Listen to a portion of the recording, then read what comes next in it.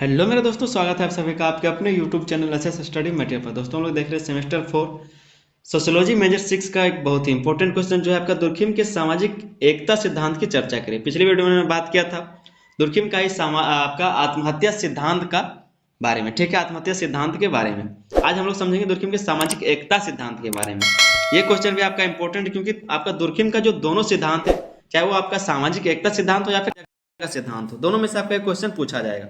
दोनों ही इंपॉर्टेंट है, आप लोग को दोनों ही देख के जाना है। ठीक है, बात करें इस सिद्धांत का तो इसका जो उद्देश्य था, इसको समझाने का जो उद्देश्य था वो क्या था, तो समाज की स्थिरता और संगठन को समझाने के लिए जो सामाजिक एकता का जो सिद्धांत है वो प्रस्तुत किया गया था, लाया गया था।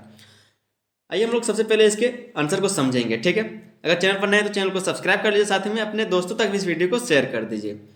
सबसे पहले हम लोग जानेंगे इसके परिचय को। परिचय में आपको लिखना है कि दुर्खिम लिखा गया कि 1858 से 1917 इनका दिखाया गया जीवन काल।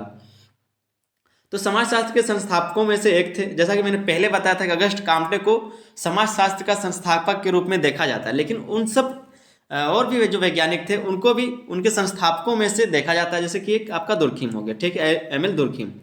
तो दुर्खिम समाजशास्त्र के संस्थापकों में से एक थे। उन्होंने समाज को एक नैतिक और संगठित इकाई के रूप में देखा। उनका सामाजिक एकता का सिद्धांत यह समझाने का प्रयास करता है कि समाज अपने सदस्यों के बीच संबंधों को कैसे बनाए रखता है। उनका ये जो सिद्धांत लाया गया था सामाजिक एकता का सिद्धांत, वो ये समझाना चाहता है, ये समझाने का प्रयास करता है कि समाज अपने सदस्यों के बीच किस तरह से संबंध बनाए रखता है। ठीक है, कैसे जो समाज है उसमें आपस में जो है संबंध बनाए रखता है, ये किसके द्वारा बताया गया, तो सामाजिक एकता सिद्धांत के द्वारा बताया गया था। ठीक है, और स्थिरता प्राप्त करता है। इस सिद्धांत के माध्यम से उन्होंने समाज के पारंपरिक और आधुनिक स्वरूपों को के अंतर को समझाया।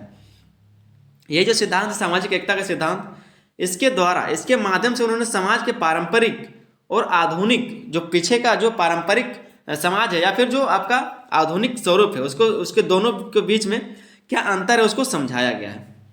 किसके द्वारा, तो सामाजिक एकता सिद्धांत के द्वारा। हम लोग समझेंगे कि सामाजिक एकता का अर्थ क्या होता है, मतलब क्या होता है। ठीक है, तो दुर्खिम के अनुसार सामाजिक एकता से तात्पर्य समाज के विभिन्न सदस्यों के बीच सहयोग, सामंजस्य और आपसी निर्भरता से है।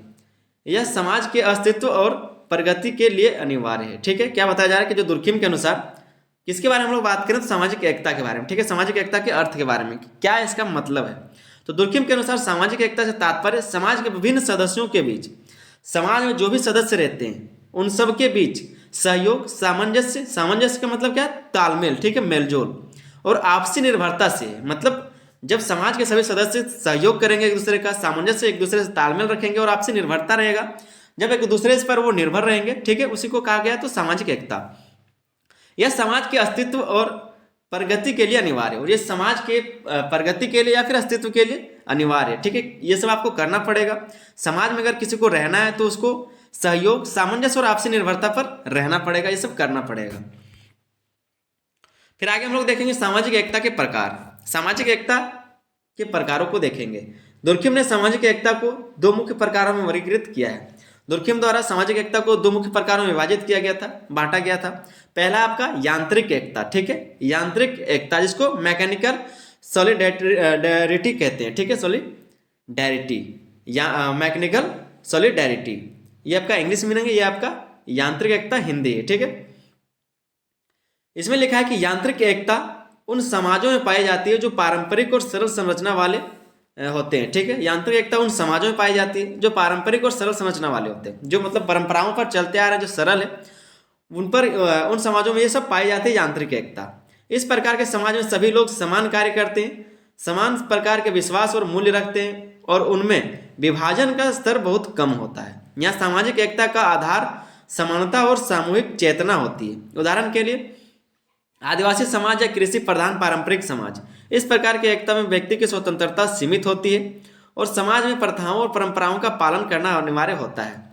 ये जो यांत्रिक एकता है वो कहाँ होता है, किस समाज में होता है, जहाँ पर जो है व्यक्ति का स्वतंत्रता वो सीमित होता है, जो जहाँ पर आदिवासी लोग रहते हैं या फिर जो आदिवासी समाज या फिर जो कृषि प्रधान क्षेत्र है या फिर कृषि प्रधान पारंपरिक समाज है। ठीक है, वहाँ पर इन सब ये जो आपका यांत्रिक एकता है उसको ज़्यादा देखा जाता है। ठीक है, इस तरह के जो क्षेत्र है वहां पर इनको ज्यादा देखा जाता है।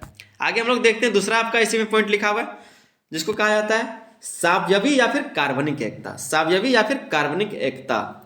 ऑर्गेनिक इसको बोलते हैं, ठीक है। ऑर्गेनिक और कार्बनिक दोनों एक ही, हम हिंदी में लिखें सावयवी। इसको समझना है तो कार्बनिक एकता आधुनिक और जटिल समाजों में पाई जाती है।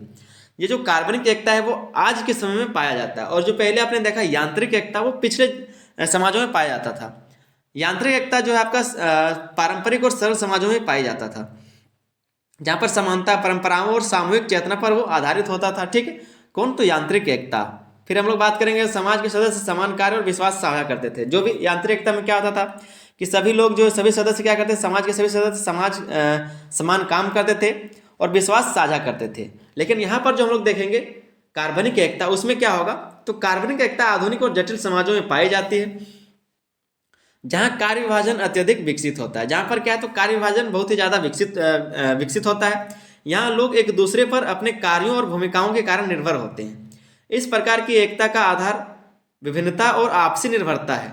उदाहरण के लिए औद्योगिक समाज या शहरी समाज, यहाँ व्यक्ति की स्वतंत्रता अधिक होती है, जो समाज के विभिन्न हिस्से विशेष कार्यों के लिए जिम्मेदार होते हैं, ठीक है। ये जो कार्बनिक एकता है, ये इसमें क्या होता है, तो यह आधुनिक और जटिल समाजों में पाई जाती है। कार्य विभाजन और आपसी निर्भरता पर आधारित होता है। मतलब कार्य का विभाजन होता है, सभी अलग अलग काम करते हैं और आपसी निर्भर करते हैं। मतलब एक दूसरे पर ही वो लोग निर्भर करते हैं, क्योंकि सभी अलग अलग काम करते हैं। तो किसी भी चीज़ के लिए आपको दूसरे पर निर्भर रहना पड़ेगा। व्यक्ति स्वतंत्रता और विशेषज्ञता पर क्या बोलते हैं कि व्यक्ति जो है स्वतंत्रता और विशेषज्ञता पर प्राप्त करते हैं, ठीक है। स्वतंत्रता और विशेषज्ञता प्राप्त करते हैं व्यक्ति जो है, क्योंकि वो शहर में रहते हैं। शहरों में आपने देखा होगा खुद ही कि सारे को स्वतंत्रता मिला हुआ रहता है, अपने अपने कामों को वो लोग करते हैं बहुत ही स्वतंत्र, कोई किसी को रोक टोक नहीं करता है। वही लिखा है, क्या लिखा है कि यहाँ व्यक्ति की स्वतंत्रता अधिक होती है और समाज के विभिन्न हिस्से विशेष कार्यों के लिए जिम्मेदार होते हैं। फिर हम लोग यहाँ से देखेंगे सामाजिक एकता का उद्देश्य, क्योंकि हमने प्रकार को देख लिया, दो प्रकार में इसको बांटा गया था। पहला आपका था यांत्रिक एकता और दूसरा आपका कार्बनिक एकता, ठीक है। यांत्रिक एकता में क्या था, तो सब लोग विश्वास और जो जानकारी उसको साझा करते थे। सभी लोग क्या बोलते हैं कि पारंपरिक और सरल समाजों में ये जो यांत्रिक एकता वहाँ पर पाया जाता था। समानता, परंपराओं और सामूहिक चेतना पर वो आधारित होता था, और सभी समाज में के सभी सदस्य क्या है, तो समान काम करते थे और विश्वास साझा करते थे। लेकिन इसमें क्या है, आप अगर कार्बनिक एकता की बात करें तो यह आधुनिक और जटिल समाजों में पाया जाता है। कार्य विभाजन और आपसी निर्भरता पर आधारित होता है ये। और तीसरा पॉइंट इसमें क्या लिख सकते हैं आप कि व्यक्ति स्वतंत्रता और विशेषज्ञता जो है प्राप्त करते हैं। मतलब यहाँ पर जो स्वतंत्रता या फिर जो वैज्ञानिकता है, विशेषज्ञता है, वो प्राप्त करते हैं इसमें कार्बनिक एकता में। फिर हम लोग देखेंगे सामाजिक एकता का उद्देश्य। इसका उद्देश्य क्या है? सबसे पहला इसका उद्देश्य था सामाजिक स्थिरता बनाए रखना। तो समाज के सभी हिस्से आपस में जुड़े रहते हैं, जिससे समाज स्थिर और संगठित रहता है। समाज के सभी हिस्से आपस में जुड़े रहते हैं, जिससे समाज स्थिर और संगठित रहता है, ठीक है। दूसरा ऐसे पॉइंट लिखा हुआ वो है सदस्यों के बीच सहयोग बढ़ाना। सदस्यों के बीच सहयोग बढ़ाना, सामाजिक एकता समाज के सदस्यों को जोड़ती है और उनके बीच सामंजस्य स्थापित करती है। सामाजिक एकता जो है वो समाज के सभी सदस्यों को जोड़ता है और उसके बीच सामंजस्य तालमेल को स्थापित करता है। तीसरा पॉइंट है सामाजिक मूल्य और नैतिकता की रक्षा करना। सामाजिक मूल्यों या फिर जो नैतिकता है उसको रक्षा करना, तो यह समाज के नैतिक मूल्यों और परंपराओं को बनाए रखने में मदद करता है। एक बार आप लोग खुद से पढ़ लीजिएगा, समझ में आ जाएगा, ठीक है। चौथा पॉइंट है समाज के विकास को प्रोत्साहित करना। समाज का जो विकास है उसको प्रोत्साहित करना। सामाजिक एकता समाज को सरल से जटिल और अव्यवस्थित से संगठित रूप में विकसित करती है। जो सामाजिक एकता है वो समाज को सरल से जटिल और अव्यवस्थित से संगठित रूप में विकसित करता है, ठीक है। फिर आगे लिखेंगे हम लोग कि दुर्खिम का दृष्टिकोण। दुर्खिम के द्वारा क्या देखा गया था या फिर उनके द्वारा क्या कहा गया था। सबसे पहला है सामूहिक चेतना। तो यांत्रिक एकता में सामूहिक चेतना अधिक प्रबल होती है, जबकि कार्बनिक एकता में यह कमजोर हो जाती है। यांत्रिक एकता में जो सामूहिक चेतना है, क्योंकि सभी लोग एक ही काम करते हैं और सभी लोग जो बुद्धि है वो साझा करते हैं, जानकारी साझा करते हैं, ठीक है। तो यहाँ पर क्या बताया जाए कि यांत्रिक एकता में सामूहिक चेतना अधिक प्रबल होती है, जबकि कार्बनिक एकता में यह कमजोर होती है। दूसरा पॉइंट इसमें लिखा है कार्य विभाजन। तो आधुनिक समाज में कार्यों का विभाजन सामाजिक एकता का आधार बनता है। यह व्यक्तियों के बीच परस्पर निर्भरता को बढ़ाता है। कार्य का जब विभाजन होगा तो लोग एक दूसरे पर निर्भर करेंगे। तीसरा पॉइंट है कानूनी प्रणाली। इसमें क्या है, तो यांत्रिक समाज में दंडात्मक कानून होते हैं जो नियम तोड़ने वालों को कठोर सजा देते हैं। यांत्रिक समाज में मतलब जो परंपराओं पर निर्भर करता था समाज, वहाँ पर क्या होता है, तो समाज में दंडात्मक कानून होता है जो नियम तोड़ने वालों को कठोर सजा देते हैं। आगे लिखा है कार्बनिक समाज में सुधारात्मक कानून होते हैं। जो आपका कार्बनिक समाज में सुधारात्मक कानून होते हैं जो अपराधियों को सुधारने पर ध्यान देते हैं। जो अपराधियों को कुछ साल के लिए या फिर कुछ ऐसे सजा दिए जाते हैं जिससे वो कुछ सुधर सके, ना कि उसको पूरी तरह से तोड़ दिया जाए। ठीक है, यांत्रिक समाज में क्या था, तो बहुत ही कड़ा सजा दिया जाता है, और यह कार्बनिक समाज में क्या था, सुधारात्मक कानून होता है, इसमें अपराधियों को सुधरने का मौका दिया जाता है, ध्यान दिया जाता है उस पर। और चौथा जो पॉइंट है वो है अराजकता। तो अब समाज में कार्य विभाजन असंतुलन हो जाता है तो अराजकता की स्थिति उत्पन्न होती है। यह सामाजिक एकता को कमजोर कर सकती है। यह सामाजिक एकता को क्या करता है, कमजोर कर सकता है। हम लोग देखेंगे सामाजिक एकता की विशेषताओं को। ठीक है, सामाजिक एकता के कुछ विशेषताएं उसको एक बार हम लोग देख लेते हैं। पहला इसका विशेषता है सामाजिक स्थिरता। यह समाज को स्थिर और संगठित बनाए रखने में मदद करती है। सामाजिक स्थिरता में सबसे पहला इसका विशेषता है सामाजिक स्थिरता, तो यह समाज को स्थिर और संगठित बनाए रखने में मदद करता है। दूसरा आपका पॉइंट है, दूसरा विशेषता है आपसी निर्भरता। तो आधुनिक समाजों में लोग एक दूसरे पर निर्भर होते हैं, जिससे एकता मजबूत होती है। आधुनिक समय में जो है, आधुनिक समाज जो है, आज यहाँ पर लोग एक दूसरे पर निर्भर होते हैं, जिसमें एकता मजबूत होती है। आप उसको छोड़ नहीं सकते, वो आपको छोड़ नहीं सकता। ठीक है, क्योंकि आप उस पर निर्भर है और वो आप पर निर्भर है। इस तरह से आपसी निर्भरता हो गया है। तीसरा जो विशेषता है, तीसरा जो पॉइंट है वो है सामाजिक नियमों का पालन। तो समाज के सदस्य सामाजिक नियमों और मूल्यों का पालन करते हैं, जिससे एकता बनी रहती है। समाज के जो भी सदस्य होते हैं वो सामाजिक नियम और मूल्यों का पालन करते हैं, जिससे एकता बनी रहती है।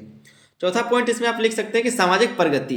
तो सामाजिक एकता के माध्यम से समाज प्रगति करता है और जटिल संरचनाएं विकसित होती है। सामाजिक एकता के माध्यम से क्या करता है, समाज प्रगति करता है और जटिल संरचनाएं विकसित करता है।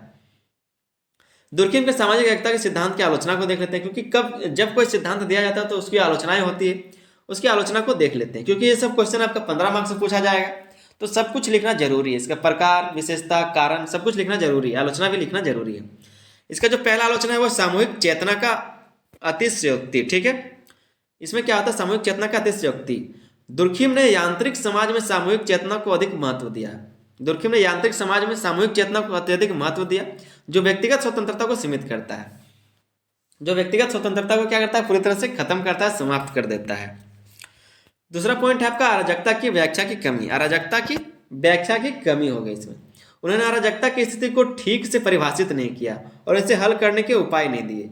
उन्होंने क्या किया, तो अराजकता की स्थिति को ठीक से परिभाषित भी नहीं किया और इसे हल करने के लिए उपाय भी नहीं दिए गए। तीसरा आलोचना इसका है सांस्कृतिक विविधता की अनदेखी। जो सांस्कृतिक विविधता है उसकी अनदेखी की गई। उनका सिद्धांत सभी समाजों को एक समान विकास प्रक्रिया के अनुसार समझता है, जबकि विविध समाजों में अलग अलग विशेषताएं हो सकती हैं। चौथा आलोचना इसका है आधुनिक समाजों की जटिलता। आज की जो समाज है उसकी जटिलता। आधुनिक समाज की जटिलताओं को पूरी तरह समझने में उनका सिद्धांत सक्षम नहीं है। आज का जो समाज है इसको समझने के लिए उसका जो सिद्धांत है, सामाजिक सिद्धांत, उसको आज का